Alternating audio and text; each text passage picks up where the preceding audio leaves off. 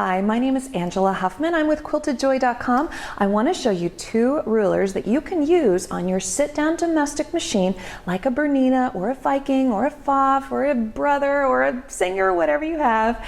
And you can use them on a sit-down long arm machine like an APQS George. There's two versions. This one is 15 inches. It's the Ideal Quilt Guide. And this one is the Angel Edition. It's only 8 inches long. My daddy, when I was little, called me Angel, so that's why this one is named the Angel Guide. What makes these rulers different is that they have a sticky bit on the back side of the ruler, and that grabs the fabric and gives you good stability so that you can get those nice, wonderful straight lines. If you are a free motion quilter, you don't have to change out your foot midstream. Just grab a sticky quilt guide and use it to make those straight lines. I'm also going to show you how to clean the ruler off so that when it fills up with lint, it's really easy to clean them off and get them re-stickified so they can be used all over again. So let's take a look at how to use these on a sit-down domestic or a sit-down long arm. If you have a stand-up machine, be sure to check out my other video where I'm showing how to use these on a stand-up machine, because you can use them on either kind of quilting machine. I'm here on my sit-down domestic. I'm on my Viking, and I have the Ideal Quilt Guide, the 15-inch. Now remember, it's going to be about 1/4 of an inch away from the actual line of stitching you're after. I have the needle down, and I have my darning foot on with my feed dogs lower, so I am in free motion mode. I do have my my tabletop under my throat of my machine, so that I have a nice wide open space here to give myself some good stability for the rulers. And then because the quilt guide sticks on the fabric, it gives me really good stability, so I don't have to try to do too many things with my hands at once. Now I can just move the machine through and put that straight line on my patchwork. I don't know about you, but a lot of times I will go between free motion mode and straight stitch mode, and I don't want it to sit there and change out my foot. So having the quilt guide to give me those straight lines really helps.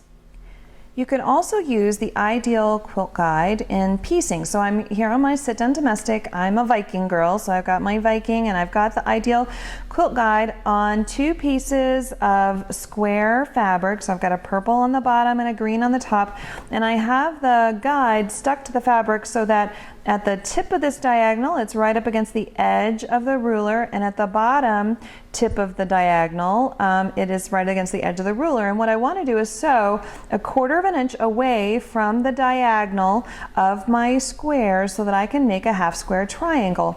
So what I am going to do is align my needle to the right side of the foot to a true scant 1/4 inch from the edge of the foot of my machine. So I used the Ideal seam gauge on the scant 1/4 inch, and so that I could position that needle. So the needle now is perfectly a scant 1/4 of an inch away from the edge of my foot.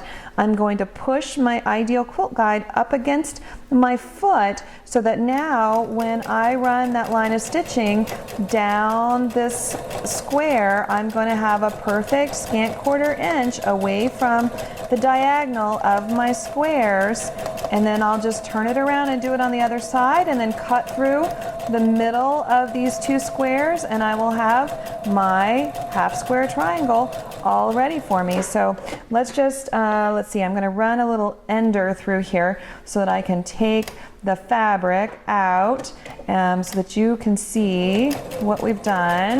All right, let me cut that seam and let me take off the guide and open this up. So I cut down the diagonal, and there is my half square triangle. So you can use that quilt guide for quilting and for piecing.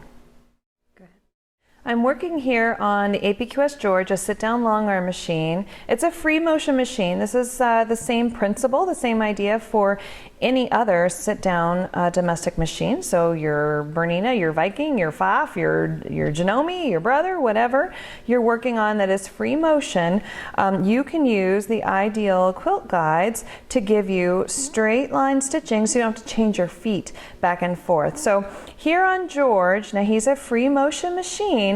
I want to do a straight line down the diagonal of this 16 patch, and to do that I've stuck the Ideal Quilt Guide Angel Edition so that it is 1/4 inch away from the seam intersection.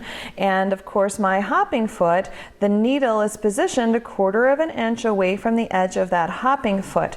Now I have the spoon foot. It's a low profile closed toe foot on this George. And also notice I have on my Grab-A-Roos. These are my favorite machine quilting gloves. They look clean for a long time. They don't kind of look grungy after a while because they're purple and they have little grippy dots on the thumbs and the fingertips, and they breathe really nicely so my hands don't get hot while I'm wearing them.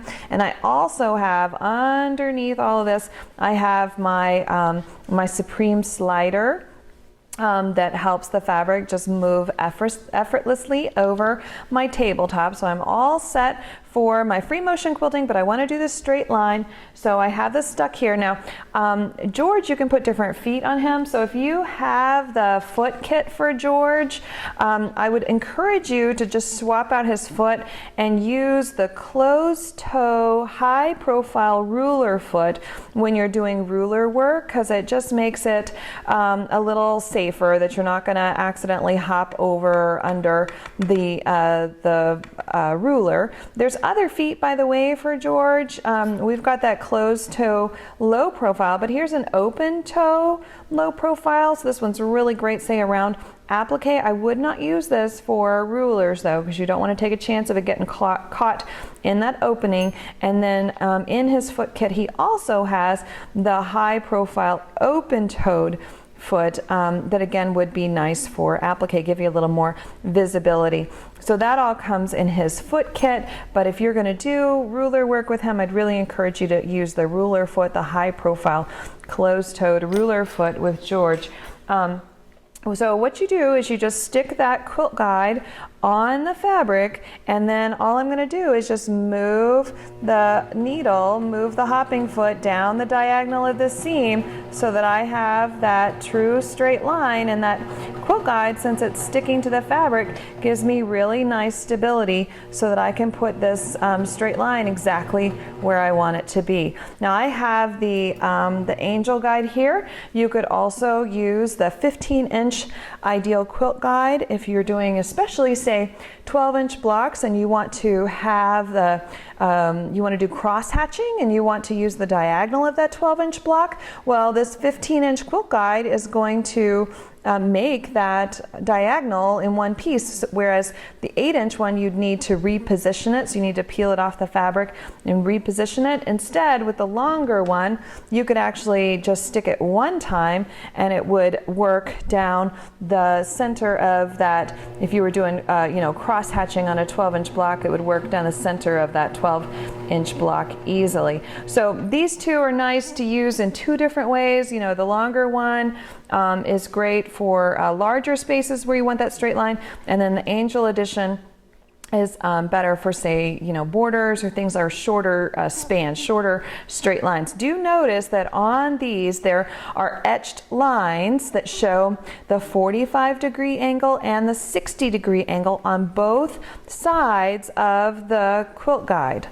And there's an etched line along the top that would give you a true 1/2 inch.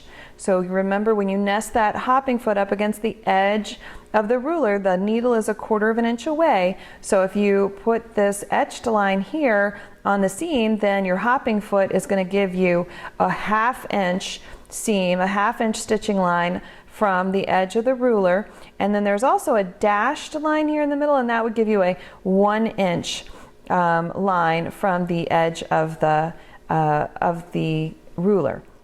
So you've also got 1/2 inch etched lines then on each of the small ends of the ideal quilt guide. So let me show you how to re-stickify these. So once they get kind of filled up with lint on this back side, they'll lose their stickiness. You can see I've got some lint here. So let's see how you kind of wash these off so that they will re-stickify and you can use them all over again, just as sticky as they were before. Once your ideal quilt guide gets filled up with lint, you want to clean it off by spritzing it with a little bit of Fantastic or other multi-purpose cleaner And then you just run your fingertip in a circle and ball that lint up, rinse it under water, and then let it air dry, and it will get sticky all over again. It is way cool. Now make sure you don't use a scrubby or your fingernail, because this isn't actual adhesive on here. This is just a really, really thin piece of rubber, and so you don't want to, scratch it or peel it off. So just use the fingertip and work it in a circle and ball that lint up, rinse it under water, let it air dry. It'll get sticky all over again. And I really thank you for watching. Be sure to subscribe to this YouTube channel so you're notified every time a new video is posted. And join the conversation. I would love to see what you're working on. You can find me over on Facebook on the Quilted Joy Facebook page and post photos of what you're working on. And of course, pop over to quiltedjoy.com and take a look at these rulers.